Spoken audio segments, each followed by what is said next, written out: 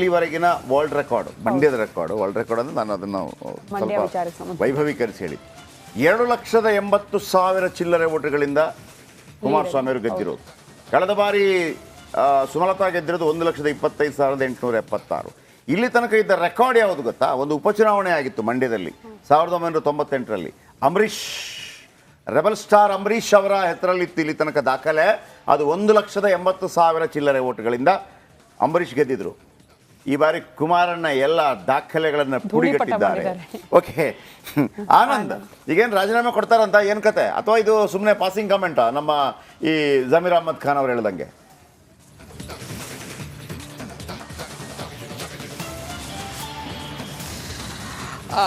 ಜಯಪ್ರಕಾಶ್ ಶೆಟ್ಟಿ, ಏನು ಕುಮಾರಸ್ವಾಮಿ ಅವರು ಪ್ರಚಂಡ ಗೆಲುವನ್ನು ಸತ್ಸಾಗಿದೆ, ಕಾಂಗ್ರೆಸ್ ಹೀನಾಯ ಸೋಲನ್ನು ಅನುಭವಿಸಾಗಿದೆ.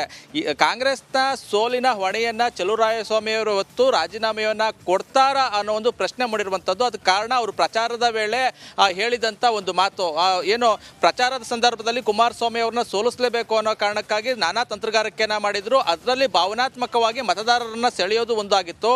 ಭಾವನಾತ್ಮಕವಾಗಿ ಮತದಾರರನ್ನ ಸೆಳೆಯುವ ಸಂದರ್ಭದಲ್ಲಿ ಒಂದು ವೇಳೆ ಚುನಾವಣೆಯಲ್ಲಿ ವ್ಯತ್ಯಾಸ ಆಯಿತು ಅಂದರೆ ನಾನು ಏನು ಕ್ಯಾಬಿನೆಟ್ನಲ್ಲಿ ಕುಂತ್ಕೊಳ್ಳೋಕ್ಕಾಗೋದಲ್ಲ, ರಾಜೀನಾಮೆಯನ್ನು ಕೊಡಬೇಕಾಗುತ್ತೆ ಅನ್ನೋ ಒಂದು ಮಾತನ್ನು ಹಾಡಿದರು. ಈಗ ಆ ಒಂದು ತುಣುಕು ಈಗ ಸೋಷಿಯಲ್ ಮೀಡಿಯಾದಲ್ಲಿ ವೈರಲ್ ಆಗ್ತಾ ಇದೆ ಅನ್ನೋದಕ್ಕಿಂತ JDS ಕಾರ್ಯಕರ್ತರು ವೈರಲ್ ಮಾಡ್ತಾ ಇದ್ದಾರೆ ಅಂದರೆ ತಪ್ಪಾಗಲಿಕ್ಕಿಲ್ಲ. ಯಾಕೆಂದರೆ ಕುಮಾರಸ್ವಾಮಿ ಅವರು ಪ್ರಚಂಡ ಗೆಲುವನ್ನು ಸಾಧಿಸಾಗಿದೆ. ಈಗ ನೀವು ರಾಜೀನಾಮೆಯನ್ನು ಕೊಡ್ತೀರಾ ಅನ್ನೋ ಒಂದು ಕ್ವಶನನ್ನು ಚಲುವರಾಯಸ್ವಾಮಿ ಅವರಿಗೆ ಸೋಷಿಯಲ್ ಮೀಡಿಯಾದಲ್ಲಿ ಕೇಳ್ತಾ ಇರುವಂಥದ್ದು. ಮತ್ತೊಂದು ಕಡೆ ಇನ್ನೊಂದು ಚರ್ಚೆ ಆಗ್ತಾ ಇದೆ. ಏನೋ ಚಲುವರಾಯಸ್ವಾಮಿ ಅವರು ಅವತ್ತಿನ ಆ ಮಾತಾಡೋದಕ್ಕೆ ಕಾಂಗ್ರೆಸ್ ನಾಯಕರೇನಾದರೂ ಕೂಡ ಹೈಕಮಾಂಡಿಂದ ಏನಾದರೂ ನೀವೇನಾದರೂ ಮಂಡ್ಯದಲ್ಲಿ ಕಾಂಗ್ರೆಸ್ ಏನಾದ್ರು ಗೆಲ್ಲಿಲ್ಲ ಅಂದರೆ ನೀವೇನು ರಾಜೀನಾಮೆಯನ್ನು ಕೊಡಬೇಕಾಗುತ್ತೆ ಅಂತ ಹೇಳಿ ನಡಿ ಈಗ ಶುರು ಮಾಡೋಣ.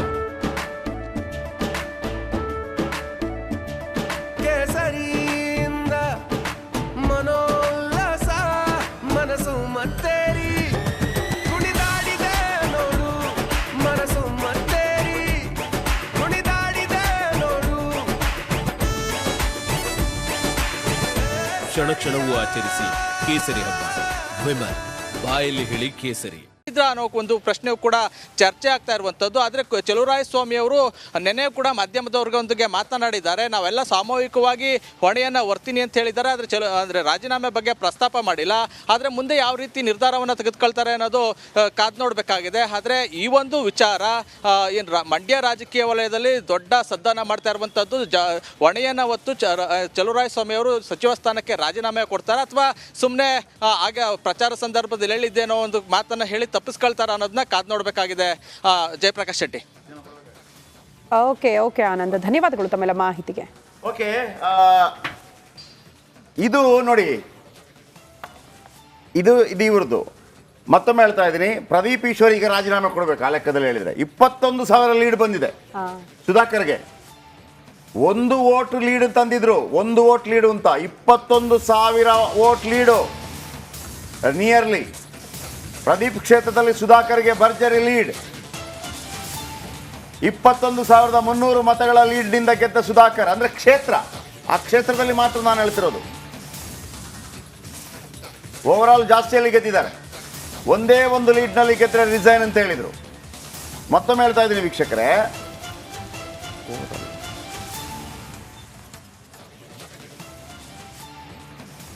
ಓಕೆ ನೋಡಿ, ಇವ್ರು ಹೇಳಿದ್ದು ನನ್ನ ಚಿಕ್ಕಬಳ್ಳಾಪುರ ಲೋಕಸಭಾ ಕ್ಷೇತ್ರದಲ್ಲಿ 8 ವಿಧಾನಸಭಾ ಕ್ಷೇತ್ರ ಬರುತ್ತೆ. ಆ 8 ವಿಧಾನಸಭಾ ಕ್ಷೇತ್ರಗಳಲ್ಲಿ 1 ವಿಧಾನಸಭಾ ಕ್ಷೇತ್ರ ಚಿಕ್ಕಬಳ್ಳಾಪುರ ವಿಧಾನಸಭಾ ಕ್ಷೇತ್ರ. ಅಲ್ಲಿಯ MLA ಇವರು ಹೇಳಿದ್ದೇನು, ಸೋಲು ಗೆಲುವು ಅಂತ ಹೇಳಿಲ್ಲ. ಅವ್ರು ಸೋತ್ರೆ ಅವ್ರು ಗೆದ್ರೆ ರಾಜೀನಾಮೆ ಕೊಡ್ತೀನಿ ಮತ್ತೊಂದು ಅದೆಲ್ಲ ಹೇಳಿಲ್ಲ. ಬೇಕಿದ್ರೆ ನನ್ನನ್ನು ಸ್ಪರ್ಧಿಸಿ ಅಂತ ಹೇಳಿದರು. ಇವರು ಹೇಳಿದ್ದು ಬಹಳ ಕ್ಲಿಯರ್.